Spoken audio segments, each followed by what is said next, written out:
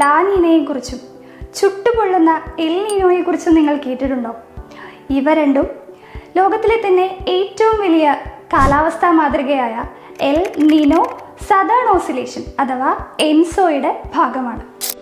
മധ്യകിഴക്കൻ ഉഷ്ണമേഖല Pacific സമുദ്രത്തിൻ്റെ സമുദ്രോപരിതലത്തിൽ ചൂട് കൂടുന്നതിന് കാരണമാകുന്ന കാലാവസ്ഥാ മാതൃകയാണ് എൽ നീനോ.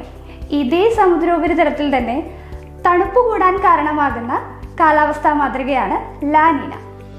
കിഴക്ക് നിന്നും പടിഞ്ഞാറോട്ട് വീശുന്ന ട്രേഡ് വിൻഡ്സ് സ്ട്രെങ്തനായി ഉപരിതലത്തിലെ ചൂടുള്ള ജലത്തെ പടിഞ്ഞാറൻ പസഫിക്കിലേക്ക് തള്ളിവിടുകയും ആഴത്തിലുള്ള തണുത്ത ജലം ഉപരിതലത്തിലേക്ക് ഉയർന്നു വരികയും ചെയ്യുമ്പോൾ ആ മേഖലയെ മുഴുവൻ ഇത് തണുപ്പിക്കുന്നു. ഈ ഒരു പ്രതിഭാസം ലോകം മുഴുവനുമുള്ള കാലാവസ്ഥയെ മാറ്റിമറിക്കാൻ കഴിവുള്ളവയാണ്. അവസാനമായി ഇന്ത്യയിൽ ലാനീന എഫക്റ്റ് ഉണ്ടായത് 2001 അത് ഏകദേശം 7 മാസത്തോളം നീണ്ടു നിൽക്കുകയും ചെയ്തു. റിപ്പോർട്ട്സ് പ്രകാരം 2024 ലാനീന ഇഫക്റ്റിന് 60% സാധ്യതയുണ്ട്.